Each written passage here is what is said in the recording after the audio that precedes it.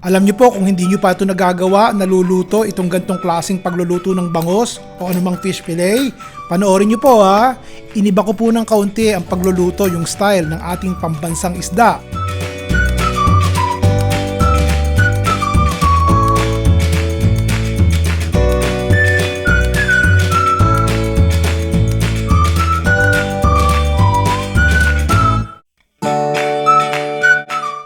Welcome po kayo din sa Chef Ron Bilaro Cooking Channel mga kaibigan. At kung hindi pa po kayo nakakapag-subscribe, pakipindot nyo na po yung like tsaka yung follow dahil araw-araw po akong nagbabahagi ng mga bagong imbento pero masarap po ha at murang ulam. Para maiba naman, ika nga. Sa mga nagre-request po ng disarsang bangos, para sa inyo po ito.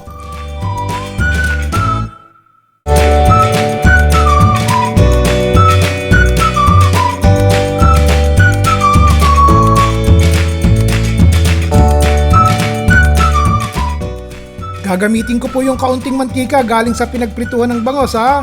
O sibuyas po, unahin natin. Tapos isunod na natin ang bawang. Unahin na po natin ang sabaw. 2 tasa po ito ng tubig At lagyan na po natin ng kaunting shrimp powder kung gusto nyo. Konting paminta. Patisan nyo na po. O pakukuluin po natin yan ng sandali ha. At kapag kumukulo na, ihulog na po natin tong kalahating karot para lang may konting kulay. Maganda yun Nakulo na po at half cook na rin po ang karot. Maglagay po tayo ng isang maliit na lata ng kabute. Ihuhuli po natin yung murang gulay tulad ng kangkong,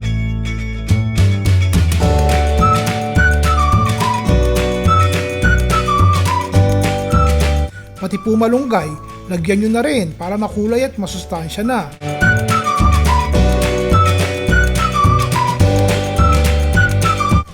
Ito po ang pangsarsa natin.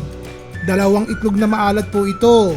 Pwede kahit 4, kaya lang po baka umalat ng kaunti Basta iminash ko lang po. Tapos nilagyan ko po nung natira kong kalahating lata ng all-purpose cream. At kung gusto nyo po ng malapot na sabaw, ilagyan po natin ng 1 kutsarang cornstarch at simutin po natin yung cream sa tasa na nilagyan ko ng tubig. Habang lumalamig lalapot po ang sabaw niyan. Tikman nyo muna bago po mahuli ang lahat.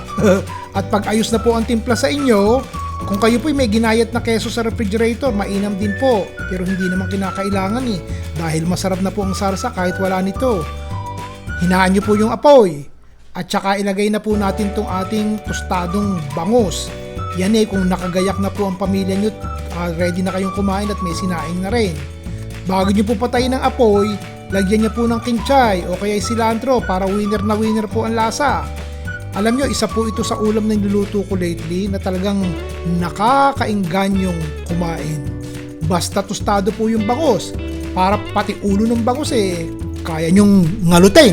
O yan po mainam na ulam. Basta i-like and share nyo na po. Itag nyo yung mga kaibigan nyo at mga kapamilya nyo na mahilig po sa boneless bangos o kaya sa fish fillet na may mga cream sauce.